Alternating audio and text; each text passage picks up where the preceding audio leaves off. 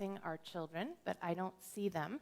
Hopefully they're going to be coming. I don't know, maybe they're staying in their warm beds on this rainy morning. But I do want to report that our brave twins, Ella and Abby, bravely completed our Chapeline challenge that we had on Friday night. They each tried grasshoppers, which is a Oaxacan snack, staple almost there. And we had some cute little hand-painted Oaxacan figurines that were prizes, and these girls wanted these prizes so bad, they kept coming back and saying, if I eat another grasshopper, can I have another prize? How can you say no to that? The girl's eating a grasshopper. So they each ate like 5 grasshoppers. And they had a little friend that was with them, Lily, and she did it too. Oh. So I was like, and it took me like a good hour or more before I was willing to do it. These girls just went for it, They're like, it's gross, but I want that prize, so I'm going to eat it. So, brave children, I was so proud of them to be willing to try something new, And so we just honor that spirit, that being willing to try new things and wanting something so bad that you're willing to do something that's scary and frightening in order to get it. We just honor that spirit and hold all of the children in our lives, in this community, and around the world in our hearts. Will you please join me in our blessing? We love you. We bless you. We appreciate you just the way you are.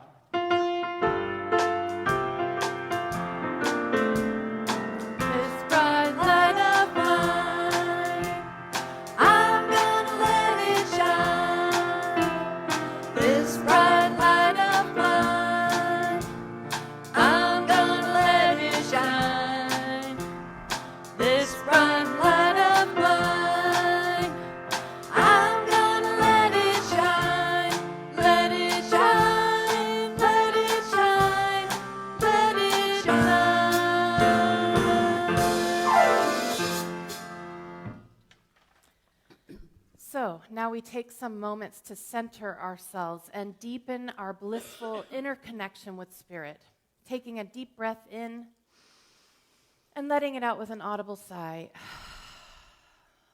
allowing all distractions to gently fade away as we invite the chime to call us into this sacred moment and this sacred space within.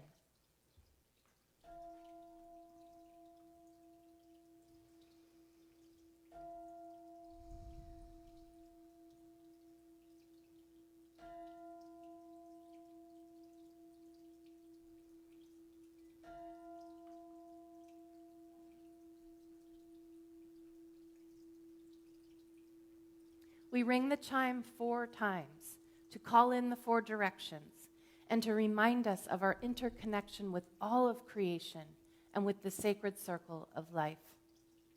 As we feel it resonate through our very beings, we follow its call into this now present moment within. And focusing on our breath with each inhale, we open our hearts and minds. We envision our breath reaching every cell of our being. And with each exhale, we see all barriers and obstacles dissolving into the divine flow.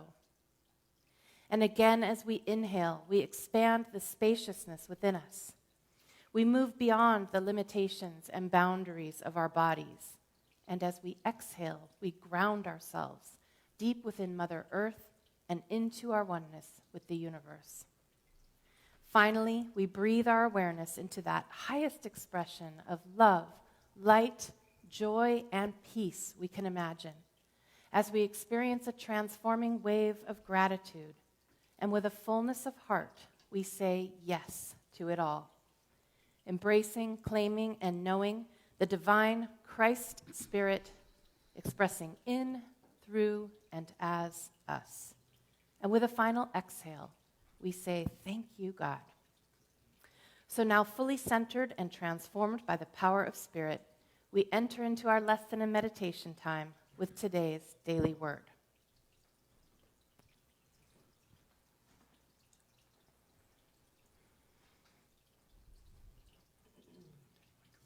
And the word is passion. Oops. This one? Yeah. And the word is passion. We read from today's Daily Word, shared with permission of Unity, publisher of Daily's Word, also can be found at dailyword.com. I invite you to allow my words to be your words. My purpose fuels my passion.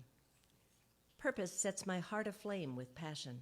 Each day I awaken ready to answer the call of my heart, to give my best efforts and fullest attention to purposeful activity.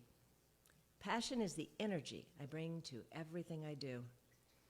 I discover the glory of God through passion as I do the things that make me feel the most alive, that fill me with energy and zeal and color the world with hope and promise. I recognize the divine presence behind it all. God is the source of all the passion I feel and the purpose that drives me. My passion is not for me alone. The life energy that radiates from me inspires those around me to live a life of purpose and passion, to boldly express their divinity as only they can. And from scriptures, whoever speaks must do as one speaking the very words of God. Whoever serves must do so with the strength that God supplies. 1 Peter 4:11.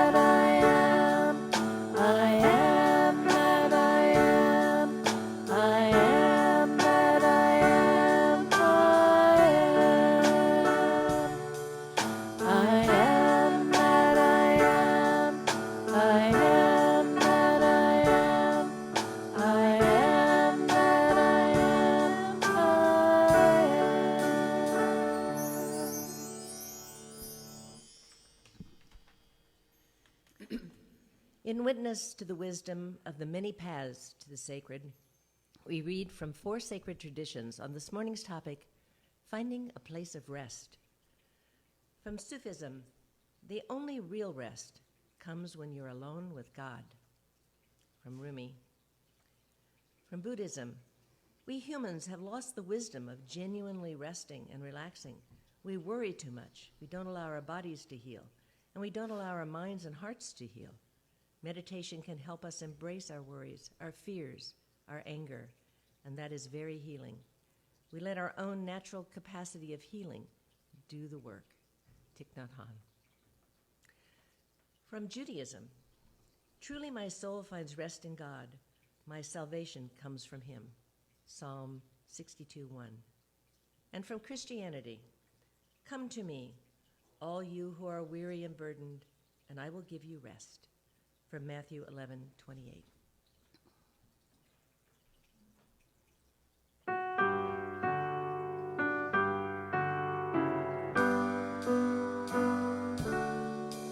There's a still small voice inside us we can turn to when we are in doubt. In our heart of hearts, we'll find the answer and learn what faith is about. When we know that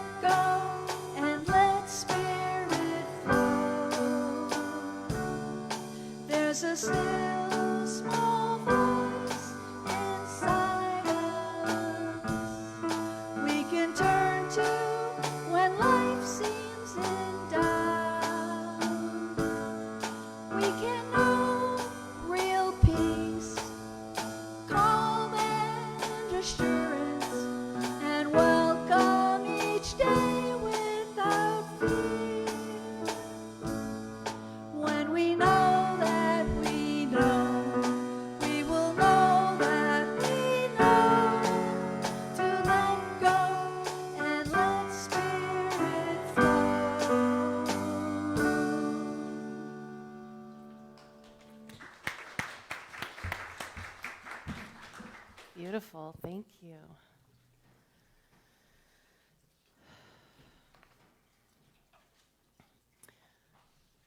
If you haven't gotten this book yet, I still highly recommend you get it. I foresee us coming back to this book in future seasons to look at it again and again. It's so full of wisdom. I feel like I need to read it multiple times to even begin to get the depth of everything that's in there. So we are in our 4th week, and today we're going to actually do invitations 4 and 5, because next week is our Day of the Dead service, and I didn't want to be trying to pack too much in there. So we're going to actually do 2 invitations today. So this month, as we do this series, we've been exploring all of the things that death can teach us about living fully. We had the first invitation, which was don't wait. And that invitation invites us to embrace the impermanence of life, its precious and fleeting nature, and to be kinder and more compassionate and more forgiving as a result. The second invitation, welcome everything, push away nothing, invites us to suspend that rush to judgment that we usually have, wanting to judge the things that happen in our life as good or bad, and to practice welcoming whatever is showing up in our lives with an open heart and mind, knowing that all experiences offer blessings and that everything that happens in our life is ultimately for our own highest good. The third invitation, bring your whole self to the experience, invites us to love and accept ourselves fully, even those parts of ourselves that we find difficult or that we think are unlovable. And we also learned with that invitation that wholeness, true wholeness, doesn't mean perfection. It means no part left out. So including our whole selves. So this leads us to our 4th invitation, which is find a place of rest in the middle of things. There's no doubt that we are a culture of busy. And we are our overworked and overextended selves, we often wear that exhaustion like a badge of honor, right? Like as if that made us good people because we're exhausted all the time. I think it's safe to say we're somewhat addicted to busyness. Somehow we think that being productive constantly will protect us against our feelings, against our existential angst, right? If we just stay busy. Many of us know that we need more time for rest, but we put it off. We get caught up in that postponement thinking, I'll rest later, right? I'll rest when I finish this project. I'll take a vacation later when I retire or when my kids are grown or whatever it is. I'll sleep when I'm dead, right? You know, we have that saying. Who needs sleep now? We'll sleep when we're dead. The author of the book, Frank Ostaseski, who founded the Zen, or co-founded the Zen hospice project in San Francisco. He says, we often think of rest as something that will come to us when everything else in our lives is complete. Is that ever going to happen? He thinks that it's something that's going to come at the end of the day, or when we take a bath, or when we go on holiday, or when we finally get through our to-do list. But the thing is that time never comes. In his experience of sitting with thousands of people as they go through the dying process or, terminal illness process, Ostaseski has learned time and again that many people don't really learn to rest until they are absolutely forced to by their illness. Often a diagnosis of serious illness such as cancer, ironically, gives people permission, finally, to be able to rest. He shared about one patient of his that after she was diagnosed with cancer, she remarked to him, now I can say no. Now I can finally rest. As if being sick finally gave her that permission she needed to say no to overextending herself. But the author asks us, do we need to die before we can rest in peace? Certainly it would be better if we could learn to rest without needing to get to that point. Am I right? He says that we also tend to think that we have to make some drastic change in our life in order to be able to rest. Have you ever thought about that? Like, oh, well, after I, restructure things, then I'll have time to rest. He says we imagine that we can only find rest by changing our circumstances. But, he says, the fourth invitation teaches us that we can find a place of rest within us without having to alter the conditions of our lives. So we may want to make some changes in our lives too, but it's not necessary. We can find that rest right now. So this invitation is about cultivating a place of quiet and stillness within us that's always available to us, that we can go to in any moment, and that doesn't require us to drastically change our lives. We can learn to do it right now. Why is it so hard for us to slow down and rest? What is stopping us? I think one possibility is that we fear rest. We fear that if we slow down and stop doing, that all those feelings are going to come up, right? Our pain, loneliness, emptiness, fear, anxiety, that it's all going to catch up with us. I think we've also come to confuse resting with being non-productive, and that scares us. We think that resting is laziness. And we think that our worthiness, our value as human beings, comes from our productivity. I know I get caught up in this. So Ostaseski shares some of the thoughts that his mindfulness students have shared with him about their fears about resting and how their egos are bolstered by this appearance of being busy, and productive. One of them said, "People believe I'm working hard and I get credit for being dedicated." Another one said, "Being overworked and worn out means I matter."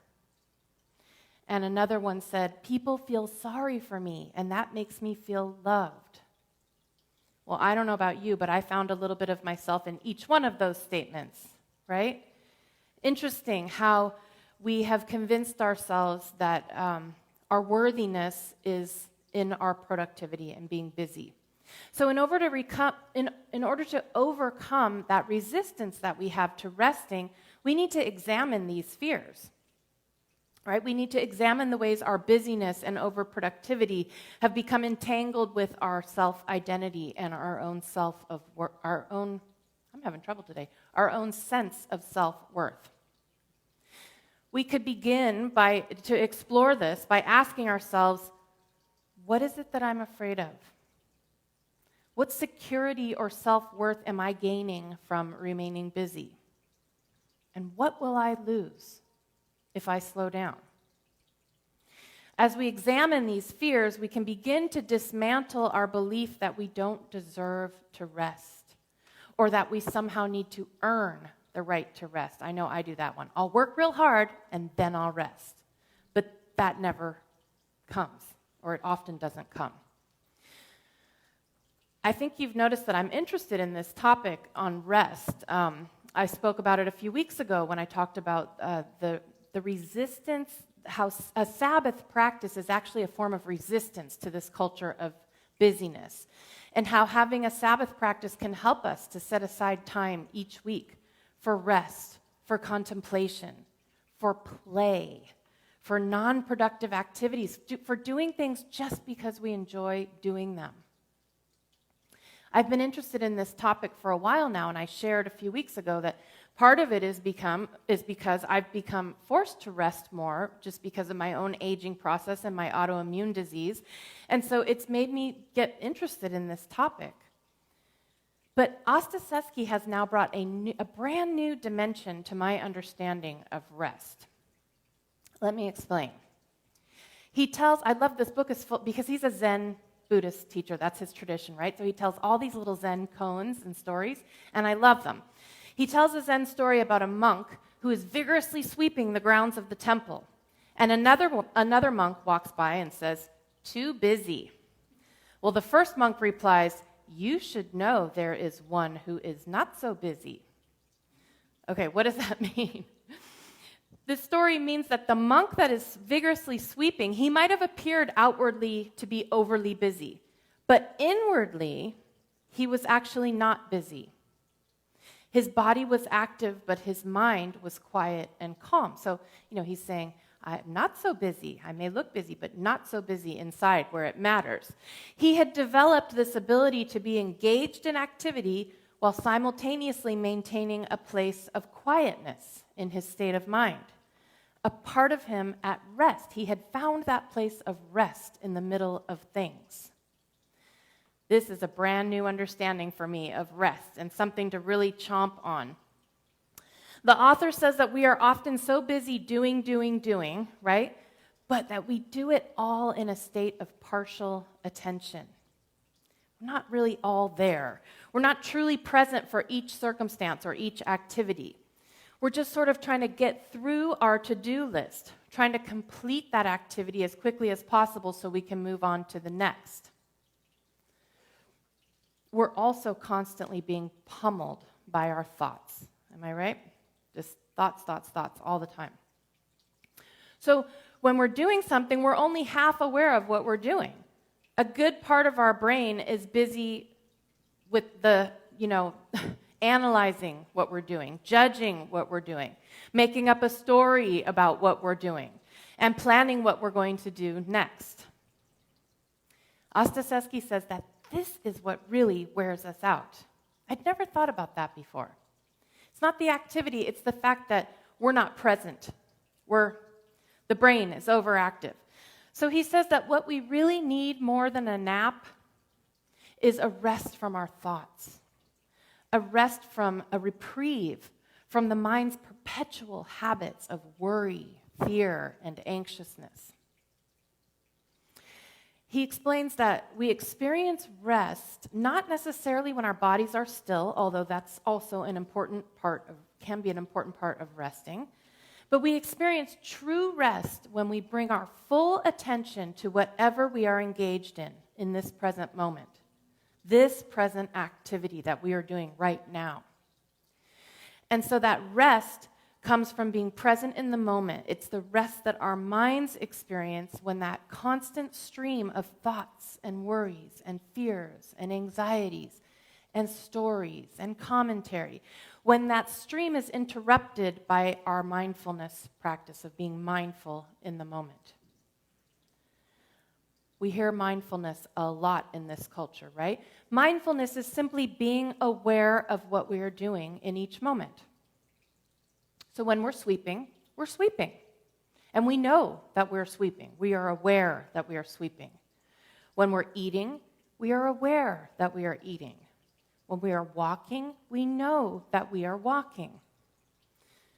We're present in the moment, fully embodying the experience of that current activity. Do you do this? I don't do it that much. A lot of times I get somewhere and I don't have any memory of even having walked there. So clearly I'm not paying attention, right? So this type of rest involves cultivating a spaciousness within ourselves, a place of calm in the midst of the storm. Not when the storm is over, because that's probably not ever going to happen. There's always going to be some sort of storm.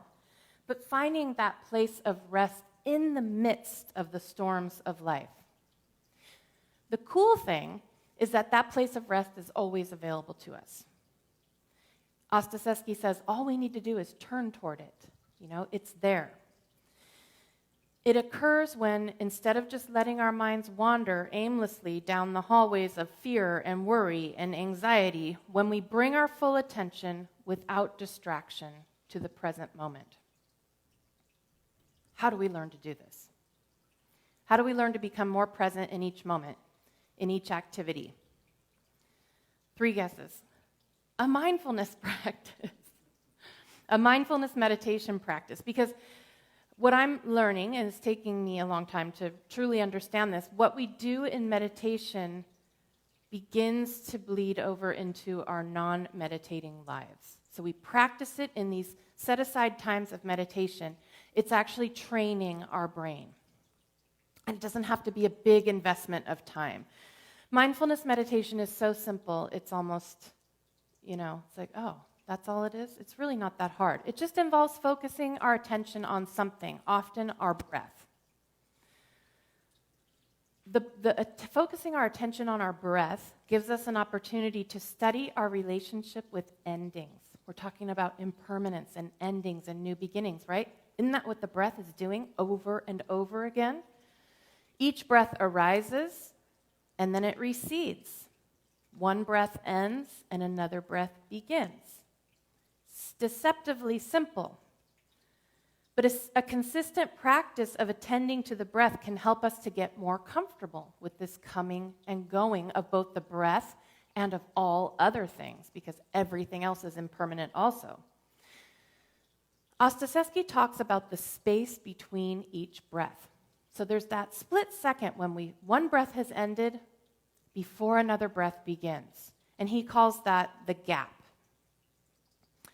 There's that small gap before a new breath begins, and in that gap, theoretically, we don't know whether another breath is going to come or not, right? That could be our last breath. Of course, he has this experience with many people for whom sometimes it is their last breath, and they're literally having that experience. Is the next breath going to come? But metaphorically, that gap is a place of mystery. And so that moment, it can be a moment of fear or it can be a moment of faith. So when we practice resting our attention in that space between breaths, we can learn to get more comfortable in that gap, in that space of mystery. And each time the breath returns, we develop that faith muscle. There it is again. That faith that it's going to keep coming back. So mindfulness meditation is not about getting rid of our thoughts. Many people think that they have failed at meditation because their mind is busy when they try to meditate. This is totally natural. It happens to all of us. Ostaseski gives this wonderful metaphor. I really love metaphors. And he talks about the metaphor of our mind and our thoughts as a stormy sea. And he says that this comes from his experience of scuba diving. So above the level of the water, there's a storm going on. Literally today we have a storm. But the storm represents the activities and circumstances and events of our lives, right? It also represents our thoughts and worries and stories and fears that are constantly tossing us to and fro and creating anxiety. At the level of the water, the surface of the water, we can experience the currents of our thoughts and our beliefs that are passing through us. That habitual conditioning, the patterns, the stories we tell ourselves, our judgments, that constant seeking that we have, that restlessness, that thinks that someone or something else is needed in order for us to be okay right now in this moment. Then down below the surface and below the waves and the currents, as we drift down into deeper levels of mindfulness and awareness, there's a place of stillness, a place of calm and clarity, where we can rest and where we can see things as they are. When we spend time in that space of seeing things as they truly are, we derive insight. It's often called insight meditation. Insight into ourselves, our neuroses, our judgments, our reactivity. Because we're not in that level where we're engaged in it. We're sort of a little bit below it. He explains that when he goes scuba diving, while everyone else is investigating the corals and stuff, he loves to go down and just drift down to the bottom of the sea, which sounds like terror to me, but he enjoys it, I guess, if you know how to scuba dive. He likes to go down to the very bottom and rest on the seabed, right, where it's quiet and still and peaceful. And so when we practice mindfulness meditation, we learn to drop below the surface where things are stormy and chaotic, to drop down to where we can see the currents of our thoughts and our conditioning that are influencing us, and where we can come to better understand ourselves and what's behind our reactivity, and drop all the way down to rest on the floor of the sea, the floor of our minds, in that space of calm and peace that lies beneath all of it. In that place, we truly rest. It's where we restore ourselves and where we are revitalized. It's where we unhook from our storylines, from the stress of our daily lives, and we have a chance to calm our overstimulated central nervous systems that are always in fight, flight, or freeze almost all the time. It's where we let go of struggling. If you're up here in the currents, you're struggling, right? When you drop down below, you're letting go of that struggling and that striving. And you can practice, it's a practice, right? Practice relaxing into just being and allowing the breath to come, each breath coming naturally. It's also how we learn to disentangle our sense of identity from our thoughts. So we begin to understand, I have thoughts, but I am not my thoughts. Most of the time, we're identified with our thoughts. It's where we practice being the observer of our thoughts. Also in this space, we practice allowing things to be just as they are. When I first learned that, I experienced so much relief when I was just like, oh, I can just let everything be just as it is right now, without judging, without clinging, without rejecting. Just relaxing and allowing. So now we come to the fifth invitation, which is not unrelated. It's cultivate, don't know mind. Do you remember the story about the Buddhist teacher who is filling his student's teacup? And it's filling, and the tea is spilling all over and into the saucer. And the student says to him, why do you keep pouring? It's spilling all over. And the teacher says to him, your mind is like this cup, so full that nothing more can be added. Come back to me with empty mind, the teacher says. So our minds are full a lot of the time, most of the time. I know I am full of my own ideas and thoughts and judgments and stories. Our minds are full of our own conditioning, of our fixed beliefs about things, full of ideas about how we think things should be, how we think things should turn out, full of attachments to specific outcomes. When we hold too tightly to our ideas, our views and perspectives, and when they become rigid, just like that student with the teacup, there's no room for anything else to be added, right? There's no room for us to learn or grow. Now, does this mean that we just abandon our beliefs and our principles? Of course not. It means that we learn to hold them more loosely, not be so attached to them. It's cultivating what the Buddhists call beginner's mind, and what Jesus called coming as little children. Little children don't have all those fixed beliefs and, conditioning yet. They're fresh. They're just developing those things. So they're willing to try eating a grasshopper because they haven't been told for 40, 50, 60 years that eating grasshoppers is wrong. They've only been told for 7 or 8 years, right? The conditioning is not as embedded. They're more open. And so we too can work on cultivating this don't know mind, which is an open, receptive, pliable state. So, of course, we continue to have beliefs and we have our experiences and we have a certain amount of attained wisdom, right, that we learn as we go. But we learn to hold it more loosely. And we still allow room for growth. There's room for more to be added. When we hold things loosely, there's a flexibility that allows things to be modified when we gain new wisdom or experience. This is something a lot of folks in our culture could stand to learn right now, right?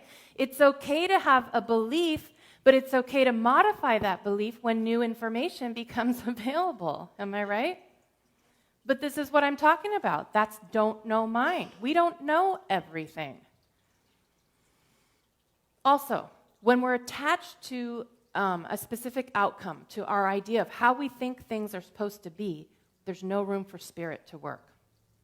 There's no room for divine guidance. We're sort of shutting God out, right? Because we know how it's supposed to be. And if we know everything, what do we need God or divine mind for? When we think that we know exactly how things should be and we tend to force that outcome, we're forcing what we think needs to happen instead of allowing things to unfold as they should. I know that when I was a young person, I thought I had to make things happen. I thought that that's what it meant to be driven and, determined and strong. I thought I had to make things turn out a certain way. I thought that I needed to figure out in all situations what was best for me and then make that thing happen. Now, thank God, I've relinquished a lot of that need to control what happens, and now I often assume that maybe I don't know what's best for me in this situation because my human perspective is limited. I can't see all the nuances of every situation. My perspective is limited by the material mind, right? My material self is restricted in what it can understand, and it can't always see the bigger picture. On the other hand, my higher self, which is connected to divine mind, God, always can see and know everything. So when I need to take some action now or figure something out, I make the best decision I can with the information I have, and then I let go and let God. I release it to the best of my ability and allow things to unfold and just kind of see what happens.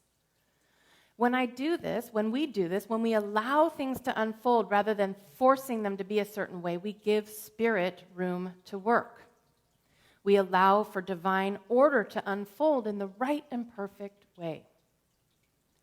And so when I do this, I often affirm that the outcome is going to be for my highest good and the highest good of all concerned, and then I surrender it to the mystery. I've found that when I do this and when I surrender in this way, the outcome is always far better than anything I could have ever imagined for myself. If I had relied solely on my human perspective, I would have limited the possibilities. But in God, all things are possible, right? When we relinquish our need to know and we cultivate don't know mind, when we let go and allow for the natural unfolding of things, a whole universe of possibilities opens up to us, because that's what God is, right? This field of all possibilities. Ostaseski says that when it comes to death and dying, our own death or another's, there's so much that is unknown. There's so much mystery. We don't know the moment of our own or of another's death. We don't know how things are going to unfold in that illness or dying process, and we don't know what the best way for things to unfold is. So if we're in that situation, we're accompanying someone who's dying, bringing that don't know mind can help us to open up to the mystery of the dying process, so that we can allow our loved ones to move through the process on their own terms, in the way that is most natural and best for them. Ostaseski says there's no right way to die. There's only your way. There's only their way. And of course, so much about death is a mystery. We don't know for sure what death is like. We don't know where we go or what will happen. Surrendering to that mystery of death allows space for the sacred to unfold. If you've ever been in the presence of someone when they were dying, or watched someone die, or been with them in their final days or hours, you know that it's a sacred time, right? It's a time when that veil between this world and the next is especially thin, and sometimes that's even palpable. If we can approach this process of dying with as much openness and receptivity as possible, letting go of the need to fully understand what's happening or to control the process, we can begin to step into the sacredness of that experience. Have you ever sat with someone when they were dying? Sometimes it's hard to know what to say to someone who's dying, right?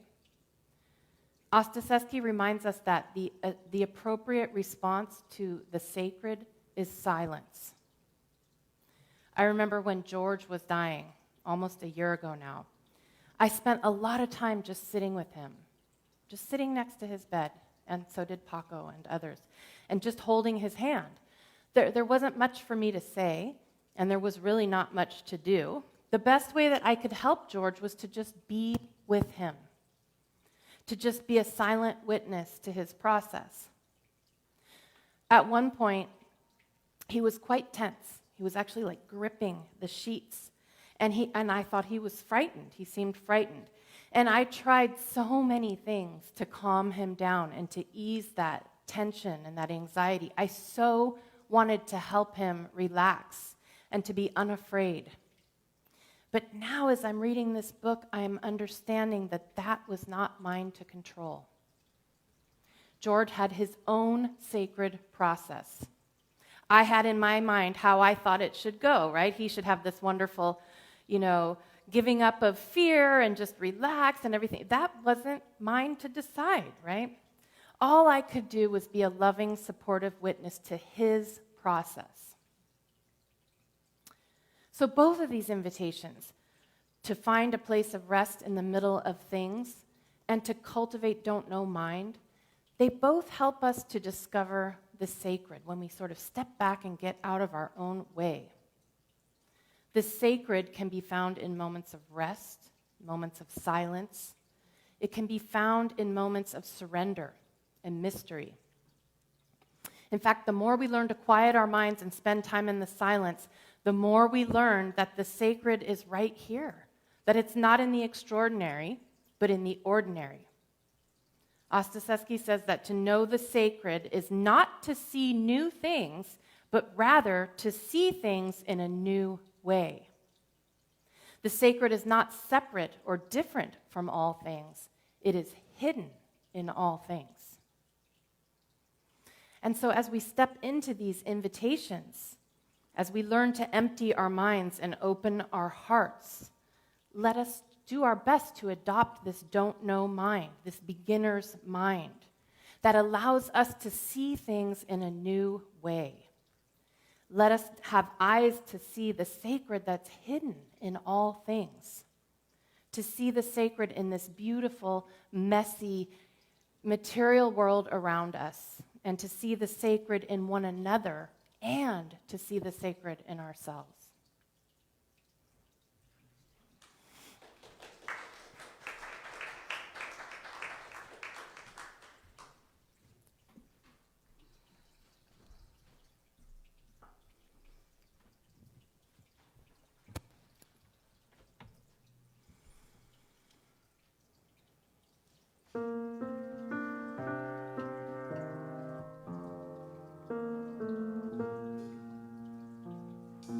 I rest in God, God rests in me. I rest in comfort and release. I rest in God, God rests in me. I rest in comfort and release. I rest in God, God rests in me. I rest in comfort and release. I rest in God, God rests in me. I rest in comfort and in peace.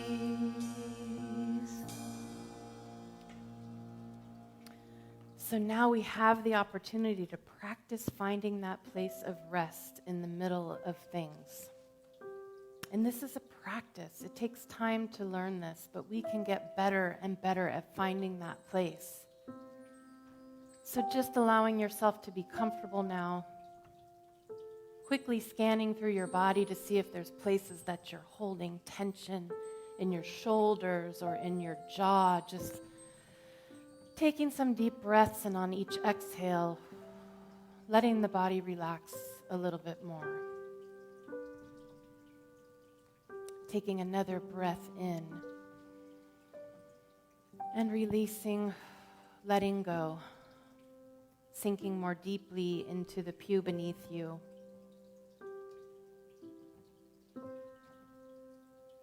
Feeling that surface rise up to support you. allowing the body to become still, becoming aware of the sensations in your body. This is a wonderful way to stop the sort of hamster wheel of the mind, is to put your focus for a few moments in the body, feeling the place where your body meets the surface, bringing your awareness to your hands and allowing them to soften and relax. Gently closing your eyes if it's comfortable and allowing your facial muscles to rest and relax. Feeling what it feels like to be relaxed and at peace.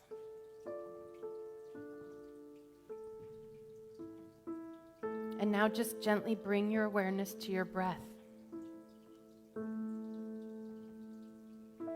As you're breathing in, know that you are breathing in. As you are breathing out, know that you are breathing out.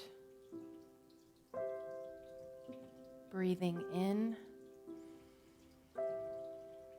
and breathing out. As you continue just gently resting your awareness on the breath, see if you can find that gap, that place where one breath has ended right before the next breath begins. See if you can rest your awareness in that gap. It doesn't have to be long, and you don't have to manipulate the breath. Just let it be natural. And just notice this one breath right now. And that second before the next breath begins. Now this breath. And now the next breath.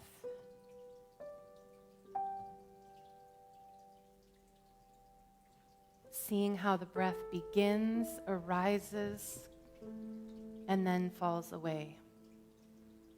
And then another one begins. All by itself. We don't have to breathe. We can allow ourselves to be breathed. Just letting the breath come to us. Resisting the urge to reach out and strive for the next breath. In this simple practice, we just practice allowing.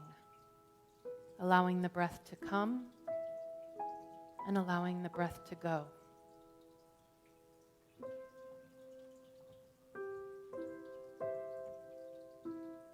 And now we practice allowing everything to be just as it is in this moment. Nothing to be fixed, nothing to be improved upon, nothing to be changed in either ourselves or in this moment. All is well.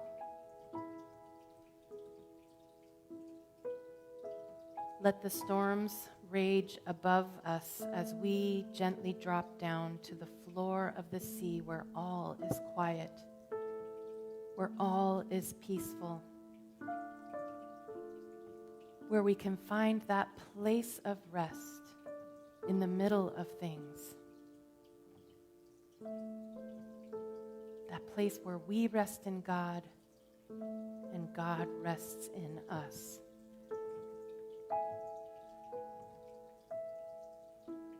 And so I invite you now to spend just a few moments resting beneath the waves, resting in that place of comfort and peace in the silence.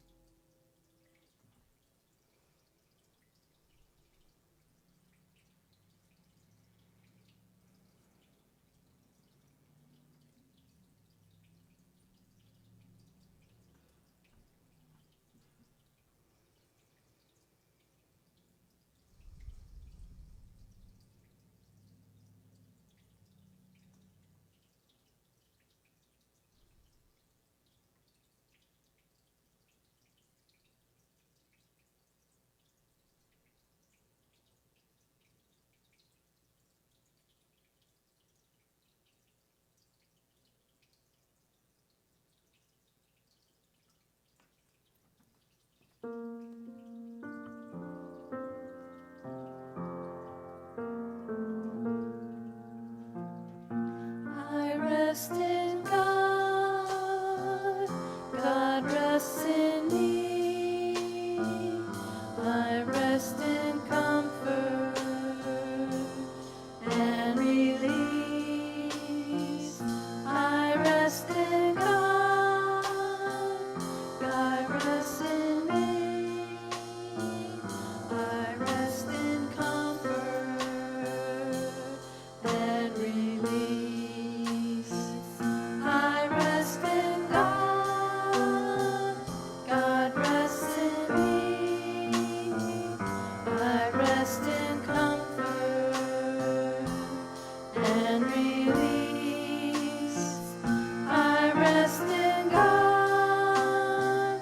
God rests in me. I rest in comfort and in peace.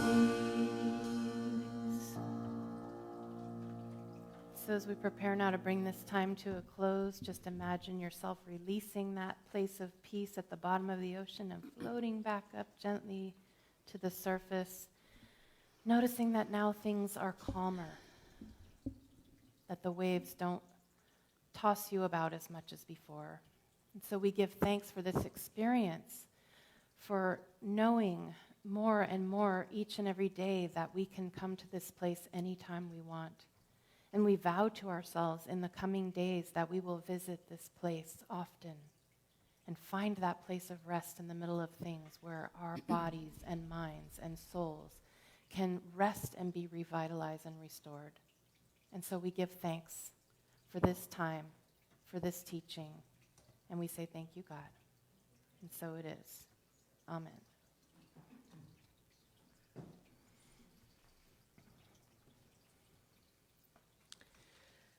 Well, we've come to a time in our service where we have the opportunity to become an active part of the flow of God's good in the world, our time of offering. Unity of Monterey Bay is the collective consciousness and commitment of all of us who give of our time, treasure, and talent in order to sustain this spiritual community that is dedicated to transforming lives. We know that prosperity is a state of mind. And there I'd like to pause and tell you a little story, a true story. I have a dear friend of many decades. Although we're not biologically related, we refer to each other as brother and sister, and that's been the relationship for many, many, many years. My friend began in very humble circumstances and made a big career in high technology and made a whole ton of money. He retired a few years ago, and he and his wife looked forward to just playing, having a wonderful time out in the world with the fortune that they had amassed. I might say along the way he was very generous too. He supported his church and friends in need and family members in need. But they had a big plan for spending all this money until he was diagnosed with Parkinson's disease. Parkinson's, as you might know, is a degenerative nerve disease for which there are treatments to modify its progress but no cures. And it often renders people completely physically, by the end, incapable and in wheelchairs.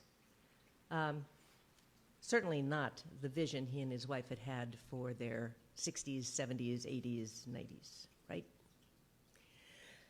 So this is hard for him. And they began to think about their own mortality for really the first time in their lives. And they began to think about what that meant, and then, therefore, what did life mean? And they had always planned, they had one child, an adult child, they had always planned to leave everything to their one adult child and maybe a few family members when they died. They were open and they changed their minds. And they took a great portion of their fortune and they identified some number of people, I think maybe about 12. Some were friends like me, some were biological family members. And they gave each one a bequest of a sizable chunk of money with no conditions at all on what that person was to do with it. And all of us, most of us, if not all of us, found a charitable way to use the money they had given us and not use it for material things for ourselves. And we reported back that we had made this happen, and we had made that happen, and this was going to go forward because of this generous gift. And they said, thank you for making our lives, the rest of our lives, so joyful by helping us invest this money in the future and in other people. So I invite you to think about, as Michelle has done so beautifully, think about your mortality, think about your resources, and think about how you wish your life to be increasingly joyful between now and the time you leave physically. And think about my friend and their brave openness to do things differently. So with our hearts and minds overflowing with gratitude, we breathe into the divine flow of God's good, trusting that we are enough, that we have enough, and that there always is enough to both have and share. Again, we are grateful to all of you for your online giving through our website and through your mailed-in offerings, including those of you who have set up automatic giving. For those of you who are here in person, the baskets are in the back of the room, ready to receive your offering. We no longer pass them because of COVID. We'll get back to that, I'm sure, at some point. I invite you to join me in mindful intention and in joining in our offertory blessing. I am an open channel for God's infinite good, divine love, flowing through me, blesses and multiplies everything I give and everything I receive. I am both blessed and a blessing. Thank you, God.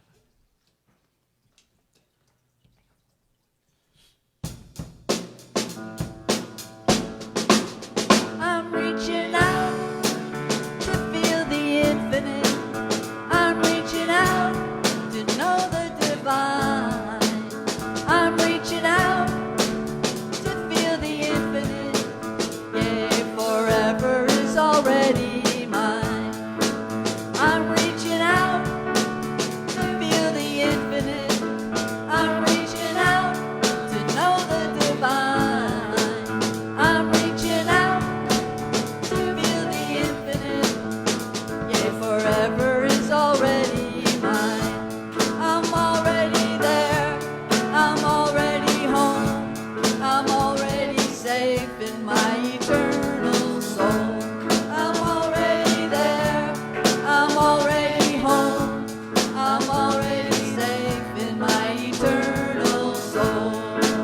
I'm going deep to feel the infinite. I'm going deep to know the divine. I'm going deep to feel the infinite. Yeah, forever is already mine. I'm already there. I'm already home. I'm already safe in my eternal soul. I'm already there. I'm already home. I'm already safe in my eternal soul. I'm rising up to feel the infinite.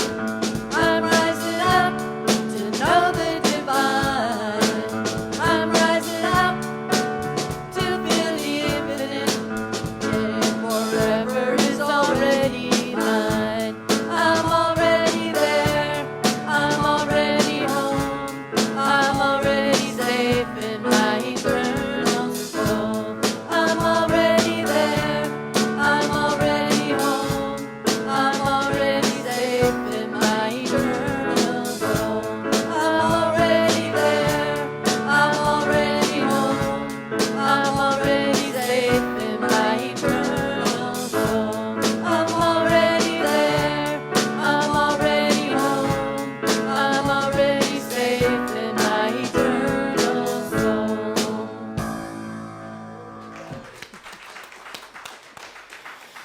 Well, for that awesome song, we thank Daniel Nemad, right?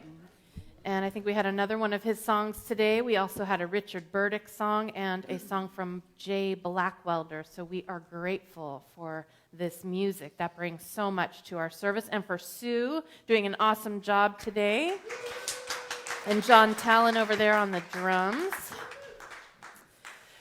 For announcements, we just refer you to our e-blast for all the upcoming events, but wanted just to give you a quick reminder that this Friday at 6 o'clock, we will be watching Coco downstairs, so you are all welcome. We're going to have pizza and popcorn, and it's just an awesome movie that I love to watch every year. Always just gets me in that Day of the Dead spirit. So I hope some of you will join us for that. And next Sunday is going to be our annual Day of the Dead candlelighting service where we remember and honor our loved ones. So if you haven't already done so, you are invited to bring a photograph or other memento of your loved one to be placed on our communal altar. And we will have a wonderful time next week of remembrance. As we bring our service to a close, we are so grateful that you have chosen to join us here this morning, whether you're here live or virtually. And whether it's your first time or you're a regular, we hope we've made you feel at home in our Unity of Monterey Bay community. And we want you to know that wherever you are on your spiritual journey, you are welcome here. Our prayer chaplain on duty today is Sue. So she will be available to pray with you after the service for prayer needs or prayer joys. And there are also prayer slips in your pews, which can be placed in the prayer box back there on your way out. So with all of that, let's form our closing circle for our prayer for protection and our peace song.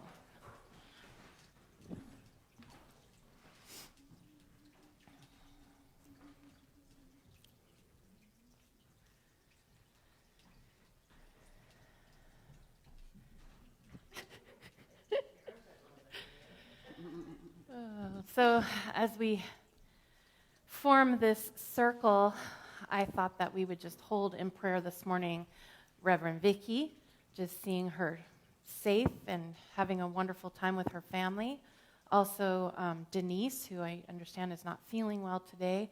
We just see her returning to her normal state of health and wholeness, and we lift her up in our hearts. If there's anyone that is on your heart this morning, you can speak their name aloud into the circle.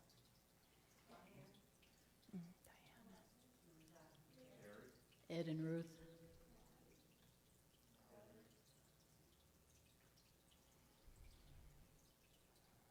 So we know that as we speak these names, we are lifting up their spirits in prayer, holding that high watch for them, holding that highest vision of wholeness, of peace, of divine guidance and love. And we wish this for all these and all those in our community and around the world in need of prayer this morning. And we also hold in our hearts and minds all those who may be affected by this storm, just seeing all of the critters and all of the humans being evacuated safely, and the storm bringing the needed rain that we need so much. So with all of this, will you please join me in our prayer for protection? The light of God surrounds us. I am the light of God. The love of God enfolds us. I am the love of God. The power of God protects us. I am the power of God. The presence of God watches over us. I am the presence of God. Wherever we are, God is, and all is well.